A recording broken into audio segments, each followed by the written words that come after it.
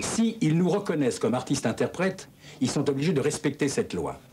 Or, tenez-vous bien, ils ne nous reconnaissent pas comme artistes-interprètes. Et oui, sinon, on leur devrait un gros magot pour toutes les rediffs. C'est pourquoi ils ne leur reconnaissent que le statut d'artiste de complément, ce qui revient à simple figurant, et qui les exclut de cette fameuse loi de 85. En fait, tout le problème vient des rediffusions à outrance. Depuis 73 jusqu'en 95, mis à part les 2 derniers épisodes de Colombo qui sont de la dernière série, c'est-à-dire qu'on a doublé il y a 2-3 ans, ce sont les mêmes qui passent et qui repassent.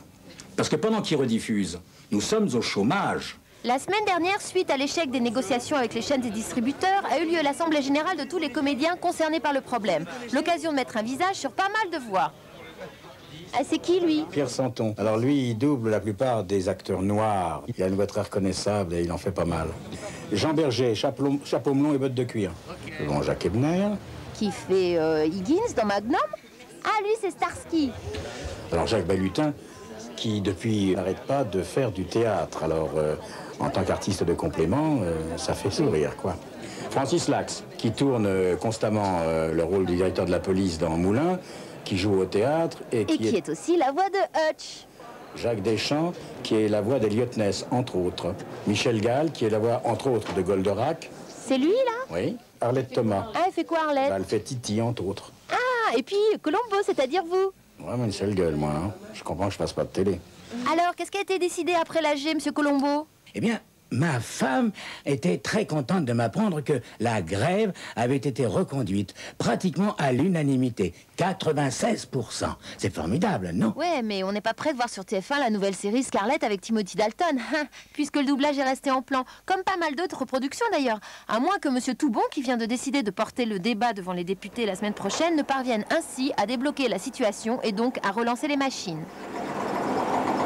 La grève des comédiens de doublage ne perturbe pas pour l'instant la diffusion des séries américaines sur toutes les chaînes, que ce soit Colombo ou Alerte à Malibu ou quelques autres. Nous rêvions depuis un certain temps d'aller dans les coulisses du tournage d'Alerte à Malibu. C'est fait avec Laurent Saïm. Voici le monde très secret d'Alerte à Malibu, avec rien que pour vos yeux cette scène dernière de la saison. 1 milliard de téléspectateurs aura la joie de découvrir cela dans 1 an et demi. Le tournage de la série se fait bien en Californie avec ses figurants payés 500 francs par jour, un directeur de photos et une attachée de presse qui promotionne la série dans 142 pays. La caméra tourne les séquences immortelles de sauvetage. La grue est, paraît-il, indispensable pour filmer l'action torride du feuilleton et de ses stars. Ici, David Hasselhoff, 40 ans, vedette et producteur à succès d'Alerte à Malibu. I think one of the main reasons Baywatch is successful, it's reaches a wide audience, an audience that 3-year-olds can find something entertaining and 75-year-olds can find something entertaining. David, homme désormais très occupé, a engagé un sosie, une doublure lumière, qui répète à sa place les scènes torrides avec la star féminine Pamela Anderson. Le feuilleton multiplie les scènes avec ce sexe symbole canadien de 26 ans. Les producteurs raffolent, paraît-il, de son côté garce. Et ses rivales à l'écran lui donnent la réplique de plus en plus souvent cachée derrière la caméra. Pamela travaille beaucoup chacune de ses apparitions. We shoot a 1-hour show in 4 days when normally it takes 8 to 10 days to shoot a 1-hour show. So we shoot really fast, so we have to know our lines really fast, and then we have a lot of action stuff. It just moves very quickly, so you have to be really on top of it.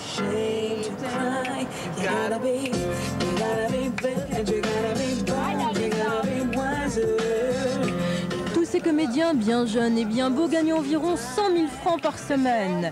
Ils triomphent de l'audience et apparemment, face à notre caméra, ils sont bien loin de l'univers impitoyable de la télévision. On est tous des danseurs.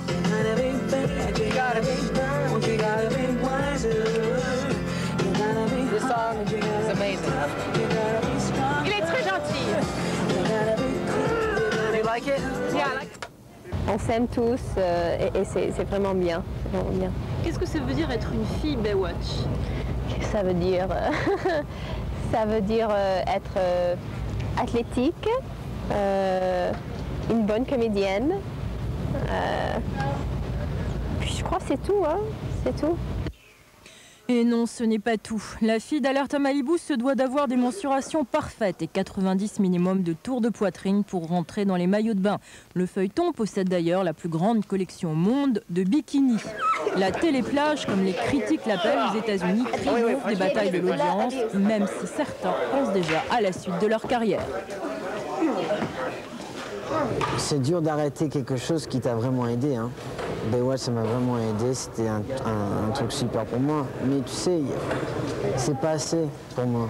Tu sais, j'ai besoin de trouver des films qui amènent la passion et qui a du vrai boulot à faire. Ici, tu fais tes lignes. Hi Mitch, how are you? C'est pas assez pour moi. Le rêve, ce serait quoi?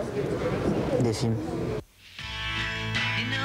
Et pour montrer qu'il est autre chose que l'acteur mignon d'Alerta Malibu, David va très bientôt jouer une pièce de théâtre à New York, du Shakespeare paraît-il. Il nous a aussi offert un cadeau, ce petit clip rien que sur lui.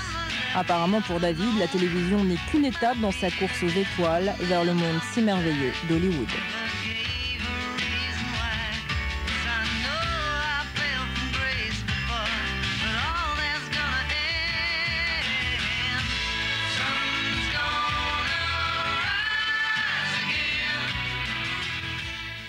Merci beaucoup Robert Redford. Salut, à la semaine prochaine, 12h35 pour Télédimanche.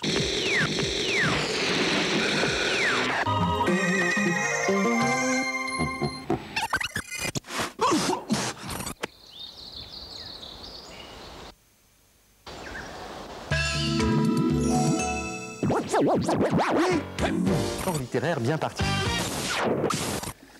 Yeah. Actually, what is the difference? Panasonic vous a présenté Télédimanche. À revoir.